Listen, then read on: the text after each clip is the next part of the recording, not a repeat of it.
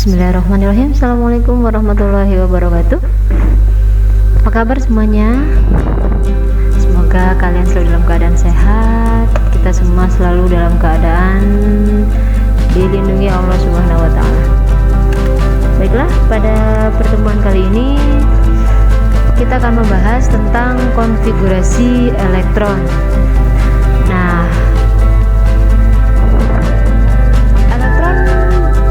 yang ada dalam atom itu bergerak mengelilingi inti atom, dan elektron-elektron ini akan membentuk sebuah lintasan atau yang disebut dengan kulit atom. Analoginya misalkan saat kita belajar IPA, mempelajari tentang tata surya, kita akan belajar bahwa planet-planet itu akan bergerak mengelilingi matahari. Nah, planet-planet ini dianalogikan dengan sebuah elektron, dan matahari dianalogikan sebuah inti atom.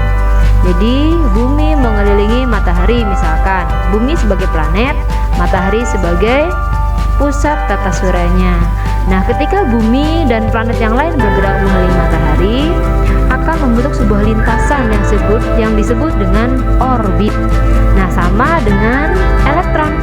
Ketika elektron ini bergerak mengelilingi inti atom, akan membentuk sebuah lintasan yang disebut kulit atom.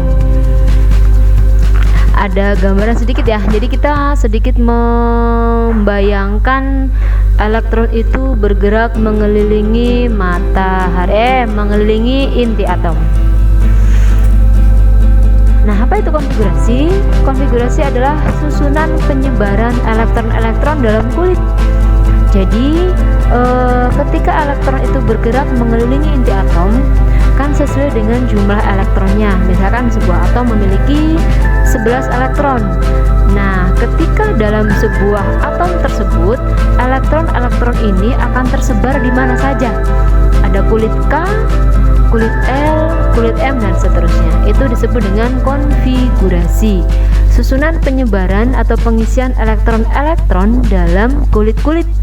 Apakah di kulit ini jumlahnya berapa elektron? 1, 2, 3 atau berapa? Itu ada ketentuannya. Kalau tingkatan subkulit ini lebih rumit lagi, lebih spesifik lagi. Jadi dalam kulit itu ada subkulit lagi. Nah, yang kita bahas hanya pada sampai di tingkatan kulit. Nah, ini gambarannya. Ini adalah inti atom. Di sini terdapat sebuah proton dan neutron. Inilah yang disebut dengan elektron. Dalam sebuah konfigurasi terdapat aturan penempat jumlah elektron yang boleh ada dalam sebuah kulit.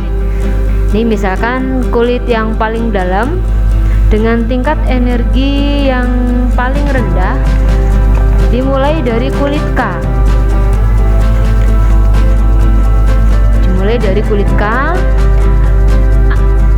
Berapa sih jumlah elektron yang boleh ada di kulit K? Sesuai dengan rumus 2n². N adalah kulit keberapa. Misal kulit atom ke-1, N sama dengan 1, berarti kulit K. Jumlah elektron maksimalnya berarti 2 kali 1 kuadrat atau 1 pangkat 2. 1 pangkat 2 adalah 1, kali 2 adalah 2. Jadi jumlah elektron yang boleh ada di kulit K maksimalnya 2. Boleh lebih? Tentu tidak, karena ini adalah jumlah elektron maksimal. Kalau kurang, boleh. Kemudian di kulit yang kedua, L. Kulit kedua berarti N-nya sama dengan 2, karena N menunjukkan kulit keberapa. Kenapa 8? Sesuai dengan rumus 2 kali N². N-nya sama dengan 2, berarti 2 kali 2 kuadrat. 2 kuadrat 4, 4 kali 2 8. Jadi jumlah elektron maksimalnya adalah sebanyak 8. Kalau kurang boleh, kalau lebih tidak boleh. Kemudian di kulit ketiga atau M, berarti N-nya sama dengan 3. Jumlah elektron maksimalnya 2 kali 3 kuadrat. 3 kuadrat 9. 9 kali 2 sama dengan 18. Dan seterusnya. Bisa dipahami? Coba kita hitung. Kulit K di sini ada 1, 2 elektron. Kemudian kulit L 1, 2, 3, 4, 5, 6, 7, 8, maksimal 8. Di kulit M 18, 1, 2, 3, 4, 5, 6, 7, 8, 9, 10, 11, 12, 13, 14, 15, 16, kurang dari 18, berarti masih memenuhi jumlah elektron maksimal, yaitu 18, berarti boleh kurang. Yang tidak boleh adalah melebihi jumlah elektron maksimal. Ini sudah ya. Ini contohnya kulit atom H. Nomor atomnya 1. Perlu diingat lagi bahwa nomor atom itu sama dengan jumlah elektron. Kalau nomor atomnya 1, otomatis jumlah elektronnya juga 1. Kalau nomor atomnya 3, berarti elektronnya juga 3, karena nomor atom menunjukkan jumlah elektron. Pada atom normal atau netral. Artinya netral apa? Tidak memiliki muatan. Kan kalian biasa melihat misalkan H+, ada H+, ada O2-, itu jumlah elektronnya berbeda dengan yang ada yang hanya O saja atau H saja atau N saja. Kalau ada Na+1, itu jumlah elektronnya tidak 11 tapi 10. Kenapa 10? Karena Na+, plusnya menunjukkan bahwa Na sudah melepaskan 1 elektron. Jadi elektronnya dilepas, kemudian tinggal hanya di kulit K dan kulit L 2 dan 8. Hanya tinggal 10 elektron. Itu nanti kita bahas setelah ini. Untuk atom netral yang tidak bermuatan, plus atau minus, nomor atom itu menunjukkan jumlah elektron. Misalkan C, nomor atomnya 6, berarti jumlah elektronnya juga 6. Konfigurasinya di kulit K otomatis 2, di kulit L sisanya berapa? 6 dikurangi 2, sisanya 4. Jumlah elektron yang setelah dikonfigurasi harus sama dengan jumlah elektronnya atau nomor atomnya. Misalkan nitrogen 7, konfigurasinya pasti yang pertama adalah 2, kemudian sisanya berapa? 6. Paham ya? Misalnya lagi Na, natrium, jumlah elektronnya 11, kita konfigurasikan 2 di kulit K, sisanya berapa? 9. Sisanya 9 tidak boleh kita masukkan di kulit L. Kenapa? Karena di kulit L jumlah elektron maksimalnya adalah 8, sehingga kita tulis 8. Ada 2 dan 8, jumlahnya 10, berarti masih ada sisa 1, kita simpan di kulit M. Jadi K 2, kulit L 8, kulit M 1. Begitu juga dengan yang lainnya, seperti magnesium 12 nomor atomnya, berarti konfigurasinya di kulit K 2, kulit L 8, kulit M 2, jumlahnya harus 12. Silikon Si nomor atom 14, konfigurasinya 2, 8, total 10, sisanya 4. Di kulit M sebanyak 4 elektron. Bisa dipahami ya, gampang, ini hanya tambah-tambahan saja.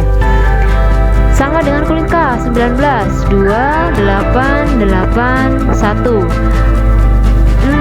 Untuk kulit K di atau K, unsur K 2, 8, ini kan tidak 18, maksimal 18, tapi tidak umum ketika langsung ditulis 9.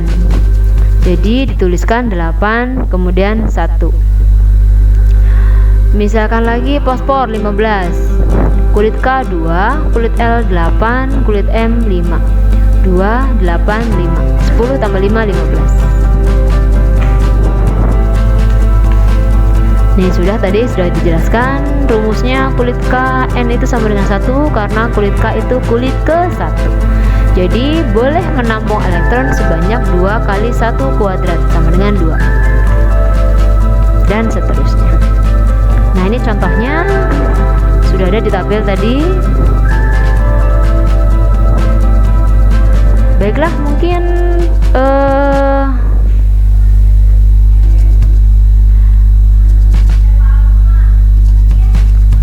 bisa kalian pelajari sendiri, silahkan dipaham-pahami sendiri. Bagi yang belum paham silahkan bisa WA nomor saya menanyakan lebih lanjut, atau bisa juga jika ingin ke sekolah silakan WA saja, kita janjian kapan kalian mau ke sekolah. Tapi tidak boleh banyak-banyak ya, maksimal 5 anak, 5 orang. Nanti kita bisa lebih intens lagi membahas tentang konfigurasi elektron. Oh ya, satu lagi, kalian harus menghafalkan unsur-unsur yang ada di muka bumi ini. Unsurnya lebih dari 100 unsur. Silakan kalian googling sendiri unsur-unsur dalam kehidupan. Ini harus kalian hafalkan: hidrogen, H, helium, He, lithium, Li, dan seterusnya.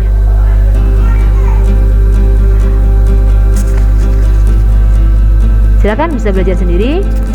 Mungkin untuk kali ini cukup sampai di sini. Kita membahas tentang konfigurasi elektron. Nanti minggu depan kita bahas hubungan konfigurasi elektron dengan